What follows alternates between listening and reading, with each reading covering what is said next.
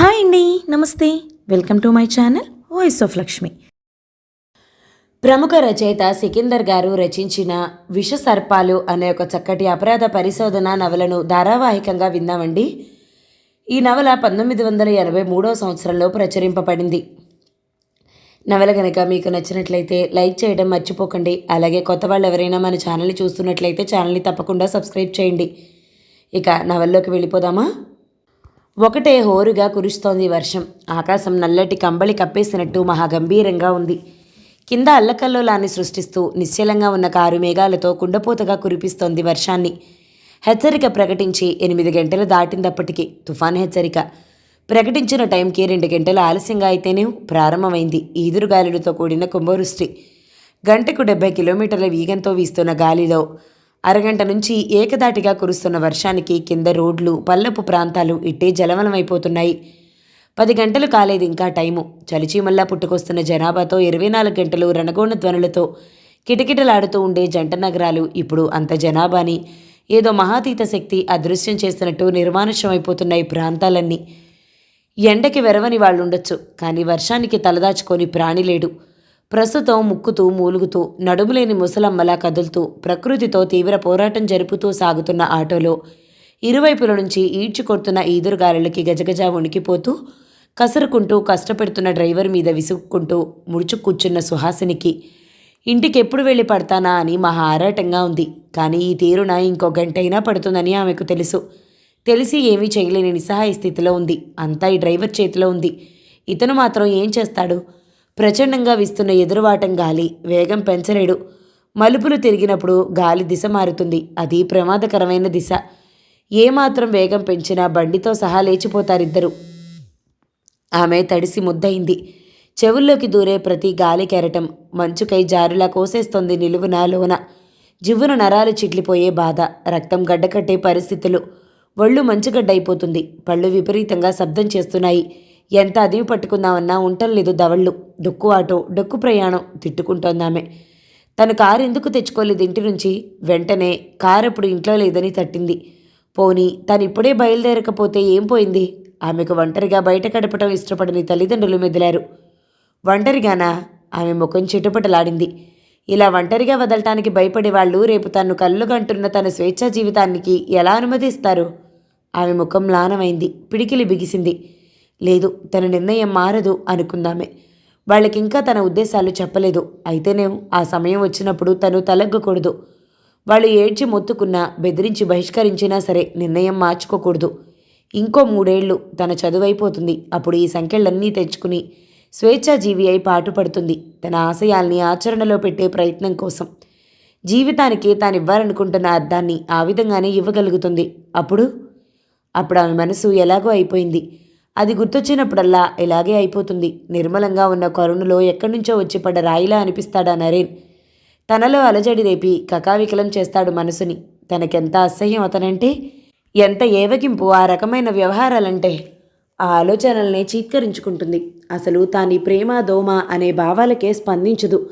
అందరూ అమ్మాయిల్లా మోహావేశాలకే లోనవదు. తనకేమీ అనిపించదు అబ్బాయిల్ని చూస్తే. అందరిలా సిగ్గుతో మొగ్గైపోదు, ఊహల్లో తేలిపోదు, వెర్రిచేష్టలు చేయదు. అతీతంగా ఉంటుంది. వేళ్లు తాకితే గుండె జల్లు మనదు. చూపులు కలిస్తే హృదయం పులకించదు. చిరునవ్వులకి చలించిపోదు. ఏమీ అవ్వదు. ఏమీ కాదు. ఎందుకని? ప్రేమికులంతా అనేదేమిటి? పుస్తకాల్లోనూ సినిమాల్లోనూ చెప్పేదేమిటి? అదంతా ప్రేమికుల ఉన్మాదము, రచయితల పైత్యమేనా? లేక తనలో లోపమా? ఆమె తత్తరపడింది. తనలో లోపమా? తను జడురాలా? స్త్రీ హార్మోన్లు తనలో తగినంత లేవా? కాదు, బలవంతంగా ఈ ఆలోచనని దూరం చేసుకుందామే. కాదు, ఈ కారణంగా కాదు. తన ధ్యాసంతా జీవితాశయం మీదనే కాబట్టి నరేన్ని అలా తృణీకరించింది. అంతేకాని ఆ తృణీకరించిన విధానం మాత్రం జీవితాంతం తనని బాధిస్తుంది. తను నరేన్ని అలా తిరస్కరించి ఉండాల్సింది కాదు. ఉలిక్కిపడి తేరుకుందామే. ఏమైంది? ఆటో ఆగిపోయింది. ఎందుకో తెలీదు. డ్రైవర్ ఏమైంది? అడిగింది ఆమె వణుకుతూ. డ్రైవర్ పలకలేదు. డ్రైవర్ ఏమైంది? రెట్టించిందామె అసహనంగా. అప్పుడు చూసిందా చీకట్లో డ్రైవర్కి ఇరుపక్కల ఇద్దరి చేతుల్లోనూ తెల్లగా మెరుస్తూ కలవరపడిందామె. ఏమిటి? ఎవరు వాళ్ళు? ఎందుకు ఆపారు?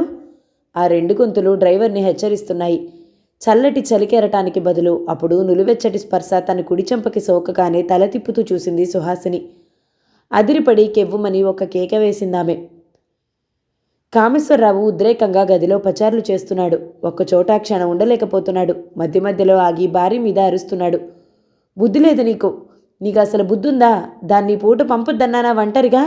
నా మాటలు నీకేమైనా తలకెక్కాయా? చూడిప్పుడు నీ ముద్దుల కూతురు ఏం చేసిందో. అది నా ముద్దుల కూతురు కాదు, మీ గారాల పట్టే. నోరు మూసుకో, సినిమా డైలాగులు వల్లించుకో. బర్త్డే పార్టీ అట. ఎవరా ఉత్తమరాలు? పుట్టి ఉద్ధరించేది లేదు కానీ పార్టీలు చేసుకుంటారు పార్టీలు. వీళ్ళ హిపోక్రసీ తగలడిపోను. బయలుదేరి గంటన్నర అయిందట. ఎంతసేపు పడుతుంది ఇల్లు చేరటానికి? అతను ఆవేశంగా ఫోన్ దగ్గరికి వెళ్ళాడు. ఎందుకంత కంగారు పడుతున్నారు డాడీ? రాకుండా ఎక్కడికి పోతుంది మీ చాదస్తంగాని? అంతసేపు వాళ్ళని పట్టించుకోకుండా సోవియట్ జర్నల్ తిరిగేస్తున్న సతీష్ అన్నాడు. నీకు చెల్లెలంటే ప్రేమానురాగాలు లేవు, నోరు మూసుకో అరిచాడు రావు. అదిగో సినిమా డైలాగు అంది భార్య. కామేశ్వరరావు గబగబా మరికొన్ని చోట్లకి ఫోన్లు చేసి నిరాశగా నిట్టూర్చాడు. ఎక్కడా లేదు, ఎవరింటికే వెళ్ళలేదు. ఈ వర్షంలో ఎక్కడ చిక్కుకుందో నేనే వెళ్ళి చూస్తాను. ఆగండి డాడీ అన్నాడు సతీష్. మీరెక్కడికని వెళ్ళి వెతుకుతారు? ప్రయాణం కష్టమైతే ఎక్కడ దిగిపోయిందో, ఏ థియేటర్లో వెళ్ళి కూర్చుందో. అదేనా దాని బాధ్యత? ఫోన్ చేయక్కర్లా కసిరాడు రావు అక్కడి నుంచి కదులుతూ. లేదు, నేను వెళ్ళి చూస్తాను. ఇలా చేతులు ముడుచుకుని కూర్చోలేను. నాకేదో కీడు శంకిస్తోంది సతీష్. యాక్సిడెంట్ జరిగుంటే ఆటోకి. పదండి డాడీ, నేను వస్తాను. తండ్రి కొడుకులు బయటికి ఉరికారామని వదిలేసి ఆమె ఆందోళనగా ఉండిపోయింది. సతీష్ కారెక్కి స్టార్ట్ చేశాడు. వర్షం తగ్గుముఖం పట్టింది కానీ గాలి ఇంకా అలాగే ఉంది. ఆమె వచ్చే మార్గం పొడవునా వాళ్ళు చూసుకుంటూ పోయారు. మధ్య మధ్యలో ఆగుతూ కనుక్కున్నారు. థియేటర్లో కూడా అడిగి చూశారు. 2 సార్లు ఇంటికి ఫోన్ చేశారు వచ్చిందేమోనని. రాలేదు. వాళ్ళకి నిరాశే మిగులుతోంది. తండ్రి కొడుకులు అలసిపోయి కారు ఆపేసి కూర్చున్నారు. ఏం చేద్దాం ఇప్పుడు? సతీష్ అన్నాడు ఆందోళనగా. ఏం జరిగింది? ఏదో జరిగింది. రాలేకపోతే ఫోన్ చేయకుండా అదింత బాధ్యతారహితంగా ప్రవర్తించదు. ఏదో జరిగింది సతీష్. ఇక మనం పోలీస్ రిపోర్ట్ ఇవ్వటం మంచిదనుకుంటాను. వద్దు డాడీ. ఎందుకొద్దురా? చాలా గొడవ అవుతుంది. మన గౌరవం చూసుకోవాలి. సుహాసిని ఇప్పుడు ఏ పరిస్థితుల్లో ఉందో రేపు దాని స్నేహితులకి లోకానికి తెలిసిపోతే తలెత్తుకోలేదు. పోలీసులు వద్దు డాడీ. వీలైనంత రహస్యంగా గాలిద్దాం. సతీష్, నేను ఆలోచించలేకపోతున్నాను. దానికి ఏదైనా జరిగితే భరించలేనురా. అలా అనుకోకండి డాడీ. ఏమీ జరగదనే ఆశిద్దాం. ముందు మనం ఒక చోటుకి వెళ్దాం. ఎక్కడికి? డిటెక్టివ్ల దగ్గరికి. డిటెక్టివ్లా? అవును. వాళ్ళ వల్ల ఏది పొక్కదు డాడీ. సుహాసిని ఎక్కడున్నా వెదికి వాళ్ళు తీసుకొస్తారు ఈ రాత్రికి. ముందు మనం ఇంటికెళ్ళి ఆమె ఫోటో తీసుకొద్దాం. కారు స్టార్ట్ చేశాడు సతీష్ వెంటనే. నాకేం అర్థం కావటం లేదు సతీష్. ఎవరా డిటెక్టివ్లు? వేగం పెంచుతూ చెప్పాడు Satish. Lal and John daddy. తార్నాకలో ఉండే తన స్నేహితురాలు రూప ఇంటి నుంచి హిమాయత్ నగర్లో తమ ఇంటికి చేరుకోవాలంటే సుహాసిని సీతాఫల్ మండి కవాడిగూడాల మీదుగా ట్యాంక్ బండ్ వచ్చి అక్కడి నుంచి లిబర్టీ వైపు తిరిగి రావాలి. ఆమె ఎప్పుడూ ఉపయోగించే మార్గం ఇది. ఆమె తార్నాక నుంచి 9:30కే బయలుదేరింది. అప్పుడే వర్షం మొదలైంది. సాధారణంగా వాతావరణ పరిస్థితుల్లో అయితే 35-40 నిమిషాల్లో చేరుకోవచ్చు. ఈవేళ ఈ వర్షాన్ని బట్టి గంటన్నర ఎక్కువ వేసుకున్నా ఆమె 11:30 లోపే చేరుకోవాలి. కానీ ఇప్పుడు అర్ధరాత్రి దాటుతున్నా జాడలేదు. ఎక్కడి నుంచి కబురు లేదు. ఆమె ఎప్పుడూ రాత్రులు చెప్పకుండా బయట గడపలేదు. ఈ విషయాలన్నీ విని twin cities detective agency partners Lal and జాన్లు ఆ తండ్రి కొడుకుల్ని సాలోచనగా చూశారు. అప్పుడు అన్నాడు లాల్ సిగరెట్ వెలిగించుకుంటూ, మీరు పోలీస్ రిపోర్ట్ ఇవ్వకపోవటం మంచిది కాదు. ఈ పరిస్థితుల్లో మీ అమ్మాయికి ప్రాణాపాయం గురించి ఆలోచించాలి. ఆమెకి ఇంకేదో కీడు జరిగిందని ఎందుకు అనుకుంటారు? పదండి, మనం ఇప్పుడు వెళ్ళి చూద్దాం. నలుగురు లేచి బయటికి నడిచారు. జాన్ సుహాసిని ఫోటో జేబులో పెట్టుకుని ఆఫీస్కి తాళం వేశాడు. కిందికి వచ్చిన నలుగురు డిటెక్టివ్ల కారెక్కారు. తండ్రి కొడుకులు వెనక కూర్చున్నారు. జాన్ స్టార్ట్ చేసి పోనిచ్చాడు. లాల్ చెప్పాడు అతనికి, reverse journey partner. Tank bund నుంచి తిన్నగా తార్నాక మధ్యలో ప్రతి పోలీస్ స్టేషన్ దగ్గర ఆపు. అక్కడ ఎవరైనా రిపోర్ట్లు అందాయేమో చూద్దాం. Come on quick. జాన్ వేగం పెంచి నిటారుగా కూర్చున్నాడు. కారు ఇప్పుడు శరవేగంతో పోతోంది. లాల్ సిగరెట్ పీలుస్తూ ఆలోచనల్లో పడ్డాడు. తండ్రి కొడుకులు మాట్లాడకుండా ఎవరి ఆలోచనల్లో వాళ్ళు ఉద్రేకంగా గడుపుతున్నారు. మళ్లీ టపటపమంటూ చినుకులు ప్రారంభమయ్యాయి. పైన కారు మబ్బులు చాలా కింది నుంచి ఏదో అర్జెంటు పని ఉన్నట్టు వేగంగా సాగిపోతున్నాయి. రోడ్డు మీద అక్కడక్కడ వాహనాలు, మానవ సంచారం ఉంది. నీటి కాలువలు ఇంకా ప్రవహిస్తూనే ఉన్నాయి. అలా వెళ్తున్న కారు వెనక నుంచి హెడ్లైట్ పడ్డాయి. లాల్ తిరిగి చూశాడు. కొంత దూరంలో కారు కనిపించింది వేగంగా వచ్చేస్తూ. జాన్ అది గమనించి ఓవర్టేక్ చేయబోతుందని ఇంకా వేగం పెంచాడు. అకస్మాత్తుగా వెనక సైరన్ వినిపించింది. జాన్ ఉలిక్కిపడి ఇంకా వేగం పెంచేశాడు. ఏమిటి, పారిపోతావా? క్రిమినల్వా? స్లోడౌన్ అరిచాడు లాల్. నాలుగు కరుచుకుని స్పీడ్ తగ్గించేశాడు జాన్. వెనక నుంచి ఆ పోలీస్ కార్ రివ్వున ఓవర్టేక్ చేస్తూ వెళ్ళి ముందాగింది. తటాలన డోర్స్ తెరుచుకున్నాయి. గబాల్న ఇద్దరు అధికారులు కిందికి దూకారు. వాళ్ళు రివాల్వర్స్ చేతబట్టి పరిగెత్తుకొచ్చారు చెరోవైపున. జాన్ అయోమయంగా చూశాడు వాళ్ళని. ఎవరు మీరు? ఎక్కడి నుంచి వస్తున్నారు? ఈ కారు మీదేనా? కారులో ఎవరెవరున్నారు? కమాన్ జోషి, వెనక సీట్లో ఎవరున్నారో చూడండి అరిచాడు జాన్ వైపున్న అధికారి. లాల్ వైపు అధికారి వెనక డోర్ దగ్గరికి కదిలి తొంగి చూశాడు. తండ్రి కొడుకులు బిత్తర చూపులు చూస్తున్నారు. మాట్లాడరేం? ఎవరు మీరు? కమాన్, ఈ కారు ఎక్కడిది? జాన్ వైపు అధికారి గర్జించాడు. జాన్ నోరు విప్పలేదు. తాపీగా సిగరెట్ తీశాడు. లాల్ అతన్ని ఓరకంట చూశాడు. లేడీస్ ఎవరూ లేరు వెనకనున్న అధికారి అరిచాడు. ఎక్కడో వదిలేసుంటారు. Come on get down. జాన్ కళ్ళ ముందుకు రివాల్వర్ వచ్చింది. అప్పుడు లాల్ అయిష్టంగానే లోపల లైట్ స్విచ్ నొక్కాడు. ఆ వెలుతురులో డిటెక్టివ్లు ఒకరినొకరు చూసుకొని నవ్వుకున్నారు. My God, Lal and John! Revolver చూపిన అధికారి అరిచాడు. పార్ట్నర్స్ ఇన్ డిటెక్షన్, లాల్ అన్నాడు నవ్వుతూ. Twin cities detective agency, John కూడా చెప్పాడు. ఓ, ఏమిటిది? మీరే చెప్పండి కృష్ణన్, ఏమిటి హడావిడి? కృష్ణన్ లాల్ వైపు పరిగెత్తుకొచ్చాడు. Man hunt mister Lal. Kavadiguda నుంచి వైర్లెస్ ఒక ఆటో డ్రైవర్ రిపోర్ట్ ఇచ్చాట. తన ఆటోని ఎవరో ముగ్గురు అటకాయించి అందులో యువతిని తీసుకుపోయారని. ఎక్కడా? ఆ ప్రాంతాలే, కవాడిగూడ దగ్గర. వాళ్ళు ఎలా ఉన్నారు? చూడలేదట. కత్తులున్నాయట ముగ్గురి దగ్గర. డ్రైవర్ని కిందికి లాగి తల మీద కొట్టి పడేశారట. ఆమెను తీసుకుని పారిపోయారట. ఎందులో? కారులో. వైట్ ఫియటే. డామిట్, మీ కారు చూసి అదేననుకున్నాను. నెంబర్ చూడలేదు. అనుమానంతో ఆపి చూస్తే మీరున్నారు ఇందులో. నెవర్ మైండ్, ఇంకా చాలా చోట్ల ఆపుతారు మమ్మల్ని. ఆ డ్రైవర్ స్టేషన్లోనే ఉన్నాడా? ఉండొచ్చు. మీరు వెళ్తున్నారా? వెళ్ళాలి. ఆ కార్ నెంబర్ని డ్రైవర్ చూశాడా? లేదు. కామేశ్వరరావు అప్పుడు తేరుకుని కారు దిగేశాడు. అతను వేగంగా కృష్ణని చేరుకుని చేతులు పట్టుకున్నాడు. ఏమిటిది ఇన్స్పెక్టర్? ఏం జరిగింది మా అమ్మాయికి? ఎవరు తీసుకెళ్లారామని? ఎక్కడికి? ఏం చేశారు చెప్పండి. కృష్ణన్ అతని చేతిని తట్టాడు. మీరు భయపడకండి, ఆమెను రక్షించే ప్రయత్నం మీదే ఉన్నాం. రావుకి ఏడుపు ముంచుకొస్తోంది. సతీష్ వెళ్ళి అతన్ని తీసుకొచ్చాడు. So long Lal. So long Krishnan. John start చేసి కార్ని వేగంగా పోనిచ్చాడు. మీ అమ్మాయి ఏం చేస్తోంది రావు గారు? చదువుతోందా? లాల్ అడిగాడు వెనక్కి చూస్తూ. అవును, మెడిసిన్ 4వ సంవత్సరం సార్. అరే! లాల్ ఇంకేమీ అనలేకపోయాడు. ఆమెని కాపాడాలి మిస్టర్ లాల్, లేకపోతే నేను బ్రతకలేను. Daddy please. సతీష్ ఊరుకోబెట్టాడు తండ్రిని. సెక్రటేరియట్ ముందు ఇంకో స్క్వాడ్ ఆపింది కారుని. డిటెక్టివ్లను చూసి అన్ని వైట్ ఫియట్స్ని చెక్ చేస్తున్న మిస్టర్ లాల్, పట్టుకోగలమన్న నమ్మకం ఉంది అన్నాడా అధికారి. రావు తల వంచుకుని గొణుక్కుంటున్నాడు. జాన్ తిరిగి స్టార్ట్ చేసి పోనిచ్చాడు. పార్ట్నర్, వీళ్ళిలా ఆపుతూ పోతే మనం తెల్లారి చేరుకుంటామనుకుంటాను కవాడిగూడకి. నాకు నమ్మకం లేదు అన్నాడు లాల్ దూరంగా చూస్తూ. అదిగో మరో బ్లాకెడ్ ఎదురవుతుంది పార్ట్నర్. ఆ చెట్టు కింద. ఎవరు వాళ్ళు? Slow down.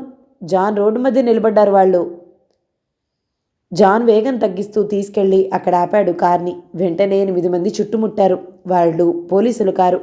వాళ్ళందరి చేతుల్లోనూ ఆయుధాలున్నాయి. రివాల్వర్స్. కుడిపక్క ఆగి ఉంది ఒక బ్లూ కలర్ మెటాడార్ వ్యాను. వాళ్ళు రివాల్వర్ గురిపెట్టి కారులోకి తొంగి తొంగి చూస్తున్నారు. వాళ్ళందరి ముఖాలు వికృతంగా భయంగొలిపేలా ఉన్నాయి. నోళ్ల నుంచి చింతవాసన కొడుతోంది. డిటెక్టివ్లు రెప్పవేయకుండా చూస్తున్నారు కదలకుండా కూర్చుని. తండ్రి కొడుకులిద్దరూ ఒకరినొకరు అంటుకుపోయి కూర్చున్నారు.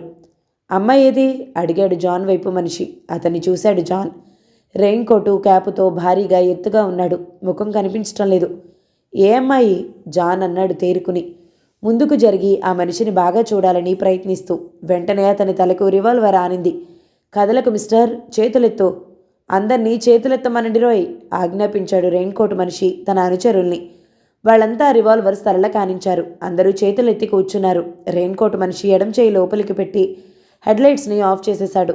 జాన్ లోపల నవ్వుకున్నాడు అది చూసి. ఆ మనిషి చేతులకి గ్లౌస్ లేవు. అప్పుడు ఆ మనిషిని జాన్ స్పష్టంగా చూశాడు. పొడవాటి గడ్డం, మాసిన గడ్డం, అంత చురుగ్గా లేని కళ్ళు, ముసలి ఆకారం. ఇక ఆలస్యం చేయకండి, చెప్పండి, ఆ అమ్మాయి ఎక్కడా? ఏ అమ్మాయి? అదే ప్రశ్న వేశాడు జాన్ డ్రైవింగ్ మిర్రర్లో చూస్తూ. వెనక నుంచి ఏ వాహనము రావటం లేదు. రోడ్డంతా ఖాళీగా ఉంది. మీరెత్తుకొచ్చిన అమ్మాయి, గద్దించాడా మనిషి. మేమెవరినీ ఎత్తుకురాలేదు. మేమలా కనిపిస్తున్నావా? తిన్నగా మాట్లాడకపోతే చచ్చిపోతారు. మాకు ఆ అమ్మాయి కావాలి. దేనికి? అన్నాడు జాన్. లాల్ తన వైపు వాణ్ణి పట్టించుకోకుండా రెయిన్ కోట్ వాడికేసి తిరిగాడు. ముందు మీరు చెప్పండి, ఎవరు మీరు? మీకెందుకు ఆ అమ్మాయి? ఏమిటి దౌర్జన్యం? మేము సిఐడీలం. ఆ అమ్మాయిని గాలిస్తున్నాం. ఐసి, సిఐడీలు మెటాడార్ వ్యాన్ వేసుకుని తిరగటం నేను చూడలేదు. పరిస్థితులు మారుతున్నాయి. ఏ కాలంలో ఉన్నారు మీరు? మీరే లోకంలో ఉన్నారు? క్రైమ్ బ్రాంచీలో మా మొహాలు ఎరగని ఆఫీసర్ లేడు. మమ్మల్ని ఇంకా గుర్తించలేదా? సారీ, నేను ఇక్కడ కొత్తగా ట్రాన్స్ఫర్ అయ్యాను. మీ పరిచయ భాగ్యం కలగలేదు. మీరెవరో సెలవివ్వండి. Lal and John. ఆ మనిషి గడ్డం రుద్దుకున్నాడు. బట్టల వ్యాపారాలా? నో, తోళ్ల వ్యాపారులం, చెప్పాడు జాన్. అయితే ఇలా ఎందుకు తిరుగుతున్నారు రాత్రిపూట? తోళ్లు వలవడానికి. మనిషి తోలికి మంచి డిమాండ్ ఉంది ఆఫ్రికాలో. సరసాలాడకండి. ఆ అమ్మాయిని ఎక్కడ వదిలేశారో చెప్పండి. మిమ్మల్ని ఏమి చెయ్యం. కామేశ్వరరావు ఉద్రేకపడుతున్నాడు. సతీష్ తండ్రి చెయ్యి బలవంతంగా పట్టుకున్నాడు. లాల్స్ ఆలోచనగా తల ఊపాడు. సరే పదండి, చూపిస్తాం అన్నాడు. రెయిన్ కోట్ మనిషి వెంటనే అన్నాడు. నో, ఎక్కడుందో చెప్పండి, వెళ్ళి చూస్తాం. మీలో ఒకరొస్తే చాలు. డిటెక్టివ్లు చూపులు మార్చుకున్నారు. అంతవరకు ఎలాగో కూర్చోగలిగిన కామేశ్వరరావు ఇక వండబట్టలేక అనూహ్యంగా ఒక్క తోపు డోర్ని తోసి అక్కడున్న రివాల్వర్ మనిషిని కింద పడేస్తూ కారు దిగాడు. దిగి రెచ్చిపోతూ రెయిన్ కోట్ మనిషి దగ్గరికి ఉరికాడు. ఉరికి వెళ్ళి అతడి కాలర్ పుచ్చుకున్నాడు. ఆ చెంప ఈ చెంప వాయించేస్తూ అరవసాగాడు. ఎందుకు నీకు మా అమ్మాయి? ఏం చేస్తావామిని? ఎవరు మీరు అసలు? ఎందుకు ఇలా బెదిరిస్తున్నావు మమ్మల్ని? చెప్పు చెప్పు. జాన్ తటాలన్న డోర్ తీసి దిగిపోయాడు. కానీ కింద పడ్డ మనిషి ఒక్క గంతులో లేచొచ్చి కంట్రోల్ చేశాడు. Don't move please. Raincoat మనిషి తేరుకుని రావుని ఒక్క తోపు తోశాడు. అతను బాయ్నెట్ మీద పడగానే గొంతు పట్టుకుని లేపి గర్జించాడు. ఏమిటి కూస్తున్నావు? ఎవరా అమ్మాయి? ఏమవుతుంది నీకు? నిజం చెప్పు. నా కూతురు సుహాసిని, నా కూతురు. సతీష్ దిమ్మెరపోయి చూస్తున్నాడు. డిటెక్టివ్లు ఇంకా అలాగే చేతులెత్తి కూర్చున్నారు, జరుగుతున్నది నిస్సహాయంగా గమనిస్తూ. రెయిన్ కోట్ మనిషి రావుని ఒక్కసారి వదిలేశాడు. ఓహ్, పప్పులో కాలేశాం. శంకర్, పదండి చెక్కేద్దాం. రాంగ్ పార్టీని పట్టుకున్నాం. కార్ నెంబర్ తెలియకపోతే ఇలాగే ఉంటుంది తంట. కమాన్, అందరూ వ్యాన్ ఎక్కిసేయండి. Let's go. అనుచరులందరూ వ్యాన్ దగ్గరికి పరిగెత్తారు. ఆ మనిషి డిటెక్టివ్లను చూసి, సారీ ఫ్రెండ్స్, మేము పొరపడ్డాం. అనవసరంగా మిమ్మల్ని కష్టపెడ్డాం. ఇక మీరు వెళ్ళిపోవచ్చు. కానీ ఒక్క మాట, మీరు ఆ అమ్మాయి కోసం ఇంకా వెతకూడదు. రావు అతని మీదికి ఉరికాడు. వెతుకుతాం, గాలిస్తాం మా అమ్మాయిని. నువ్వెవరు వద్దనటానికి? నీకు మేమేం? రావు మాట పూర్తి చేయలేదు.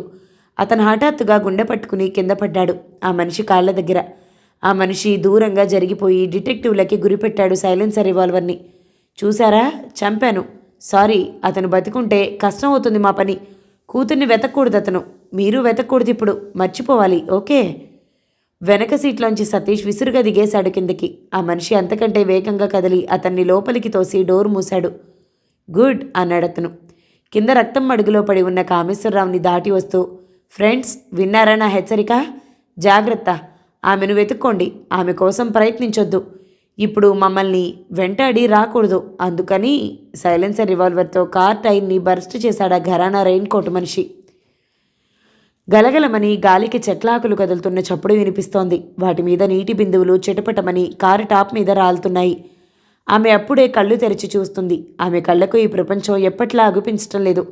అసలు ప్రపంచమే ఉన్నట్లు ఆమెకు తోచటం లేదు. తను చూసిన ఆ ప్రపంచం ఇది కాదు, ఇలా లేదు. అందులో ఎన్నో స్వప్న సౌధాలున్నాయి, ఆశల శిఖరాలున్నాయి. ఏవి అవన్నీ? ఏమైపోయాయి త్రుటిలో? పటాపంచలయ్యాయి. జీవితం ముక్కలైంది, కుక్కలు చింపిన విస్తరైంది. ఆమె వెక్కి వెక్కి ఏడవసాగింది, ముఖం చేతుల్లో కప్పుకుని. కారు వెనుక సీట్లో ఆమె పరిస్థితి ఘోరాతి ఘోరంగా ఉంది.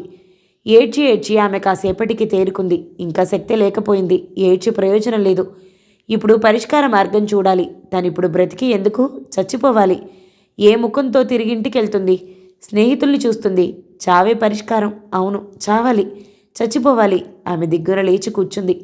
కొన్ని క్షణాలు రెప్పవేయకుండా తీక్షణంగా చూస్తూ కూర్చుండిపోయింది ఏమీ కనిపించని కారు చీకట్లోకి. ఆ సమయంలో ఆమె మెదడంతా శూన్యంగా ఉంది. ప్రమాదంలోకి నడిచి వెళ్తున్న స్లీప్ వాకర్లా, మరేదో అఘాయిత్యానికి పాల్పడబోయే మేనియాక్లా ఆమె కళ్ళలో భావాలు కదులుతున్నాయి, భయం గొలిపేవి. ఆమె మెదడులో శూన్యత తొలగి తిరిగి అవే దృశ్యాలు కదులుతున్నాయి. తను, విస్తరి, వాళ్ళు కుక్కలు, 3 కుక్కలు నువ్వా నేనా అన్నట్లు కొట్లాడుకున్నాయి తన కోసం. తన నోటికి చేతులకి అప్పుడు కట్లున్నాయి.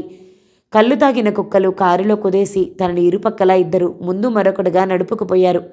ఎక్కడది? తననెక్కడికి తీసుకెళ్ళింది బాగా తెలుసు తనకి. ఆ దారి బాగా గుర్తుంది. అదొక పాడుబడ్డ కొంప, పెద్ద ఇనుప గేటు, భూతాల్లాంటి చెట్లు.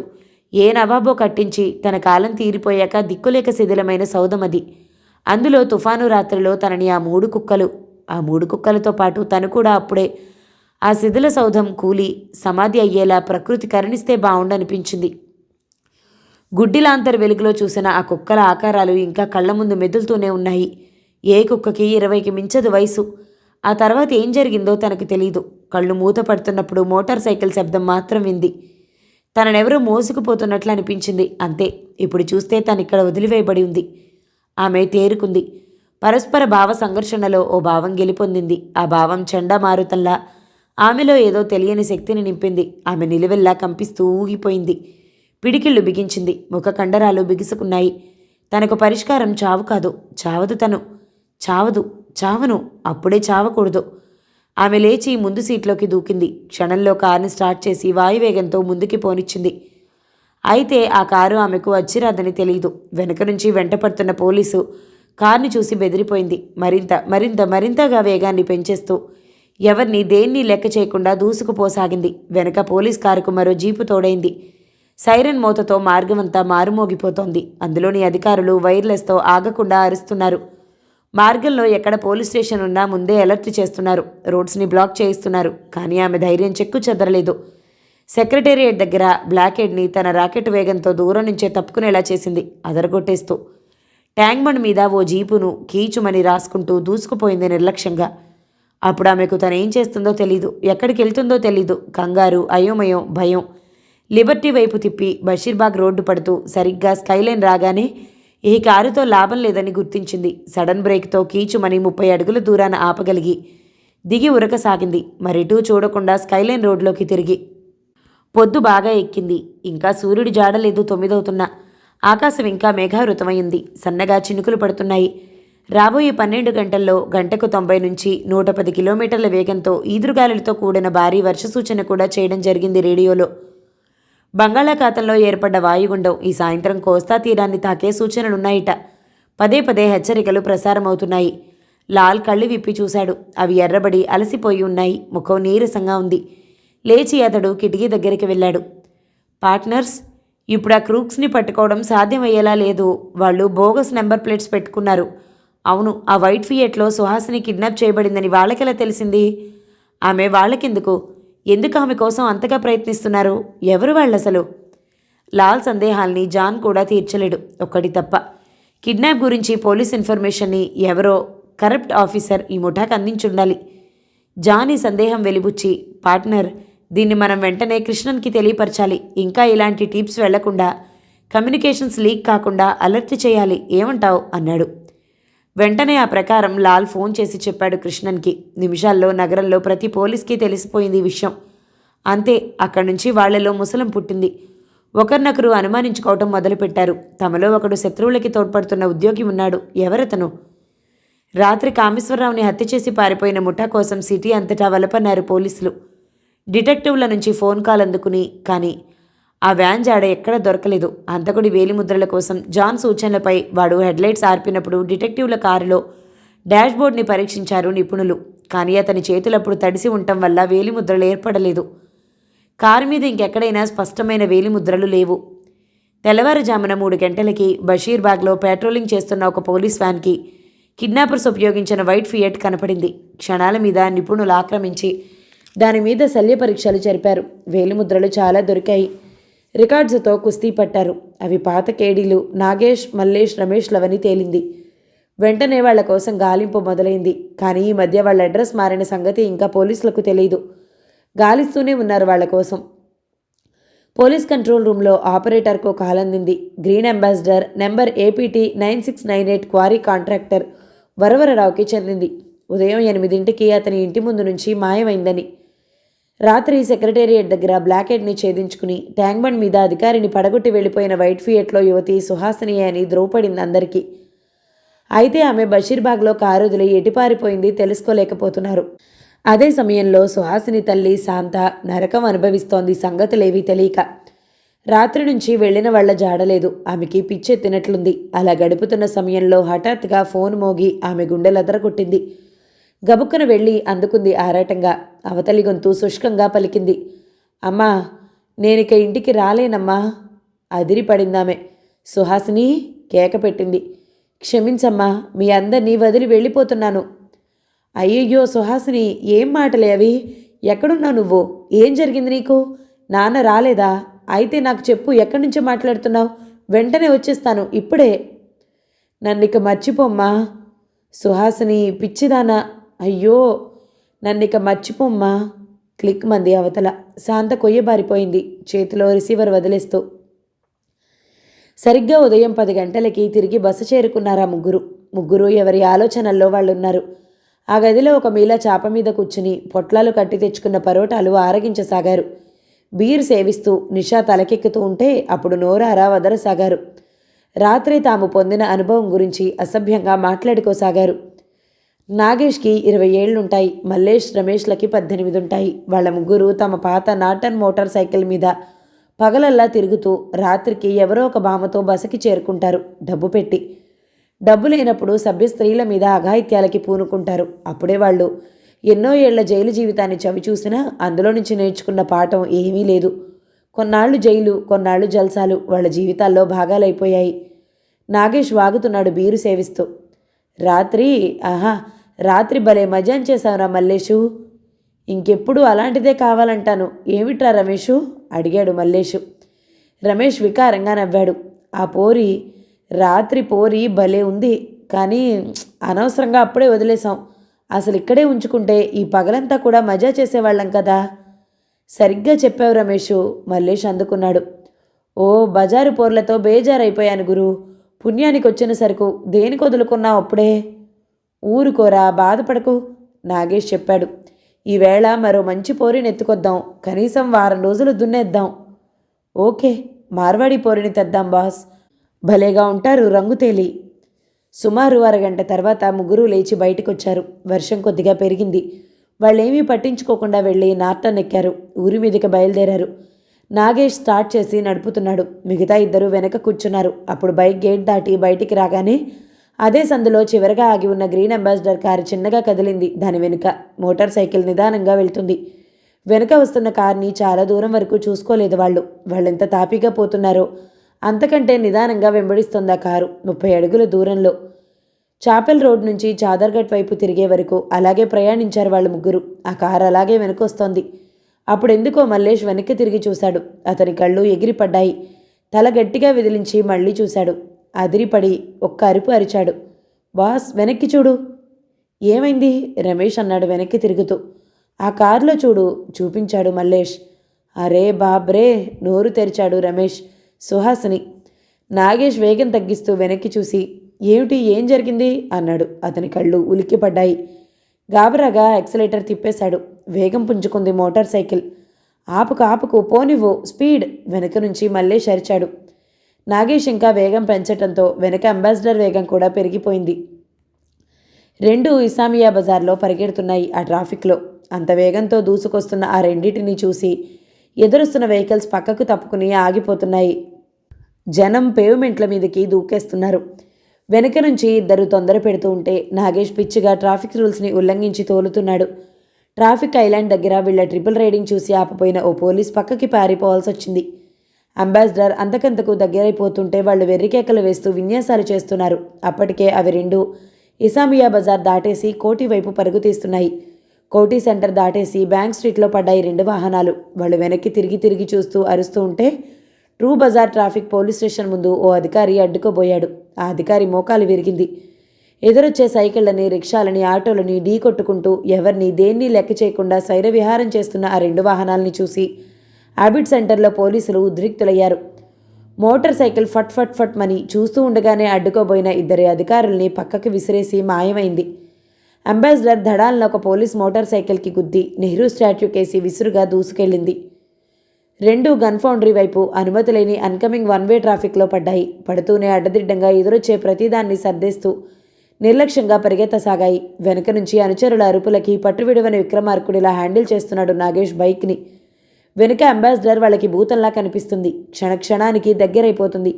క్షణానికి కొన్ని అంగుళాల చొప్పున తగ్గిపోతోంది దూరం. అంబాసిడర్ భూతం వేట కుక్కలా తరుముతోంది వాళ్ళని. ఆ సమయంలో వాళ్ళు ఏం చేస్తున్నారో వాళ్ళకే తెలీదు. పడుతూ లేస్తూ దారి దిక్కు తోచక ప్రాణాలు రక్షించుకోవడానికి, అంబాసిడర్ భూతాన్ని నుంచి దూరంగా తప్పించుకోవడానికి విశ్వప్రయత్నం చేస్తున్న ఆ క్షణంలో హఠాత్తుగా దురదృష్టం ఎదురైంది వాళ్ళకి. వెనక అంబాసిడర్ భూతాన్ని వదిలించుకునేందుకు తాజ్ హోటల్ వైపు మలుపు తీసుకోవాలని నగేష్ కుడివైపు ట్రాఫిక్ ఐలాండ్ని రూల్ ప్రకారం దాటించబోయాడు. ఆ క్షణంలో అతడి మెదడు పనిచేయలేదు. వాళ్ళలా చుట్టూ తిరిగేలోగానే వెనుకనున్న అంబాసిడర్ భూతం ఇటు నుంచి తిరిగి వాళ్ళకి ఎదురొచ్చేసింది. బెదిరిపోయి చేతులు వదిలేసిన నాగేష్తో పాటు అతని అనుచరుల్ని బైక్తో సహా అడ్డంగా నెట్టుకుంటూ వెళ్ళి కాంపౌండ్ గోడకేసి వత్తేసింది. ఠావ్ ఠావ్ పటపట దడదడమంటూ కెవ్వుమన్న శబ్దాలతో మారుమోగిపోయింది ఆ ప్రాంతం.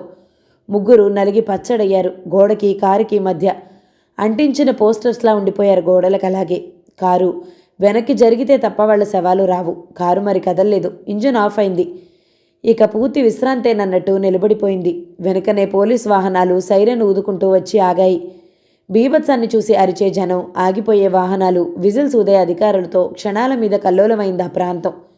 అప్పుడు ఆ గుంపులో నుంచి ఒక అతను వేగంగా బయటకొచ్చాడు. అతను అటు ఇటు చూసుకుంటూ గబగబా హోటల్ గేటు దగ్గరికి వచ్చాడు. అక్కడ సైకిల్తో నిల్చున్న మనిషికి ఏదో చెప్పాడు. ఆ మనిషి తలూపి సైకిల్ ఇచ్చేశాడు. సైకిల్ తీసుకున్న మనిషి దాని మీదెక్కి తొక్కుకుంటూ వెళ్ళిపోసాగాడు. అతనెక్కడా ఆగకుండా ఉద్రేకంగా ఆరాటంగా తొక్కుతూ రామ్కోట్లోని జైహింద్ కేఫ్కి చేరుకున్నాడు. సైకిల్ బయట నిలిపి లోపలికి పరుగు తీశాడు విసురుగా. కౌంటర్లో బిజీగా ఉన్న సేట్ని విష్ చేసి సెల్ ఫోన్ ఎత్తాడు. చకచకా ఒక నెంబర్ తిప్పి రెస్పాన్స్ రాగానే మాట్లాడసాగాడు తగ్గుస్వరంతో. మొదటి భాగం సమాప్తం. మిగతా నవలని తర్వాతి భాగంలో విందామండి. నవల కనుక మీకు నచ్చినట్లయితే లైక్ చేయండి, షేర్ చేయండి, మంచి కామెంట్ చేయండి. మన ఛానల్ని తప్పకుండా సబ్స్క్రైబ్ చేయండి. తర్వాతి భాగంలో మళ్ళీ కలుద్దాం. అంతవరకు సెలవు మరి. Thank you so much for watching. నమస్తే.